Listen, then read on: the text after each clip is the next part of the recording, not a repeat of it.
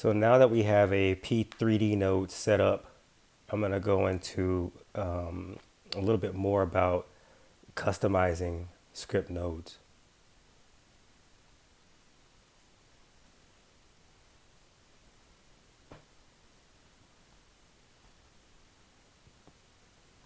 This node is a script node and has a default set of input sockets that it comes with. So what if we want to customize this node and bring other information into the node? For example, with ticks, for example, here from the transport clock, we could easily drag ticks to this default input node on a P3D node and reference that through nodeInputs in here.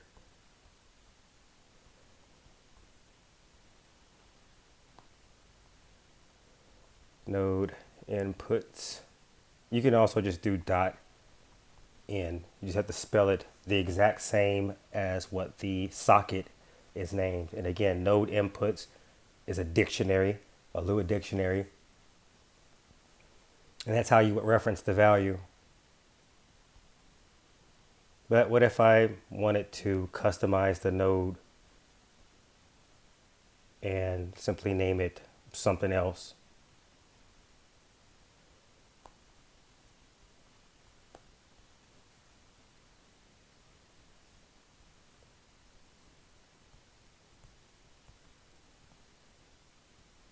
So this is how you work with script nodes and customize the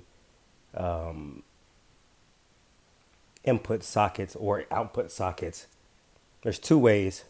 I showed before there's a preamble in every script that gives some basic information about what this node does and how it works. And there's this iSocket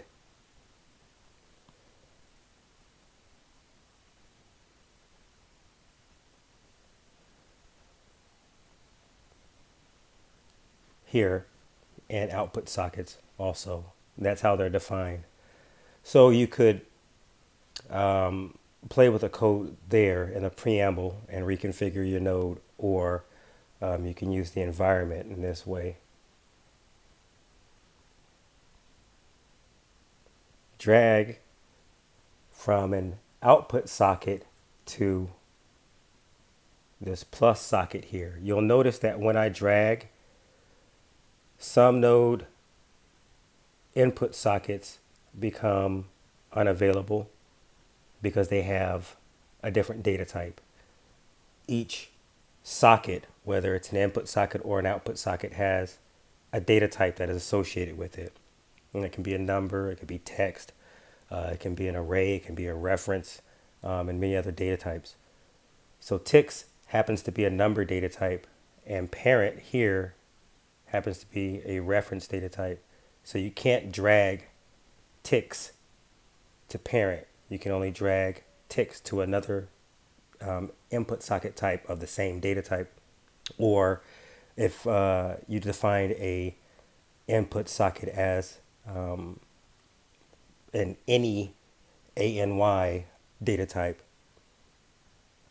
So if you drag ticks to this first green input socket, that is called a add input socket.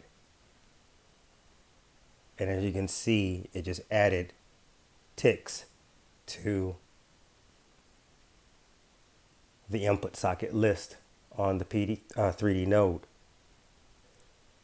Before you can use or reference ticks in the script, you need to press and hold on the P3D or the script node and then go to reconfigure from current.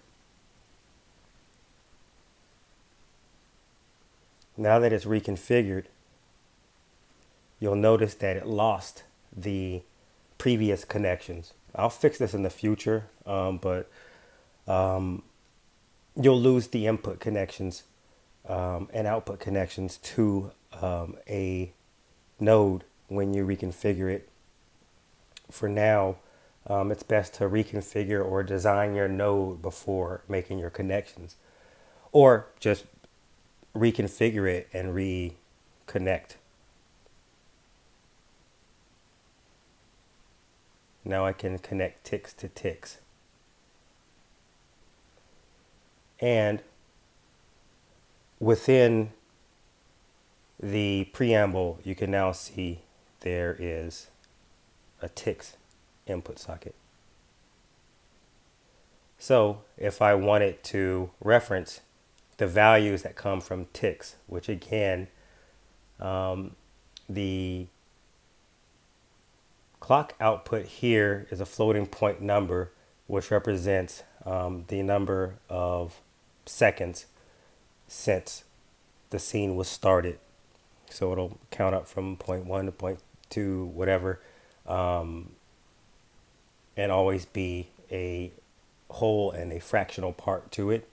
And ticks represents the number of frames or the current frame that it is on. So if you're in a 60 frame per second scene, every single time a frame is updated, you will have a new value which accumulates. So that means that ticks accumulates a lot faster than clock. So we can go into the code, and instead of referencing clock there, well, we will run it with clock first, and you'll see that it's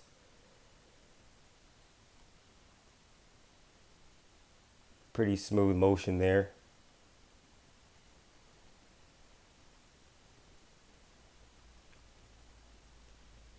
And now I'll change that to get the data value from the input socket ticks that we just created.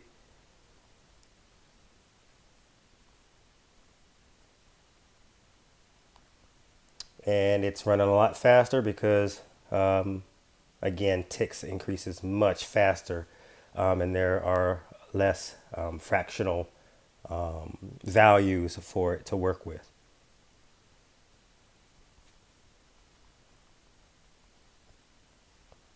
Setting that back to clock,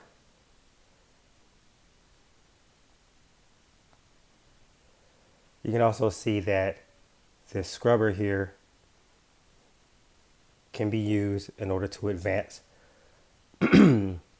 excuse me, to advance the clock to a particular point that you want it to be at. This is running on a loop, so it's just going to loop over and over and over again, but to give you an idea, you can stop it and you can advance it. I'll make that full screen so it's a little bit easier to see. Or you can play it and advance it too. It does not, when you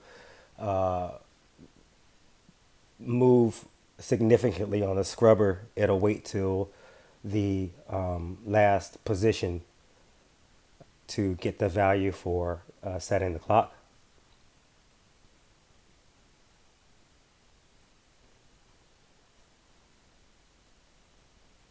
So that's how, or one way that you can customize nodes. Whatever your your output socket name and type is, you can simply drag it. And there are a couple of different types of sockets that you can use to design your own node, and I'll go over that next.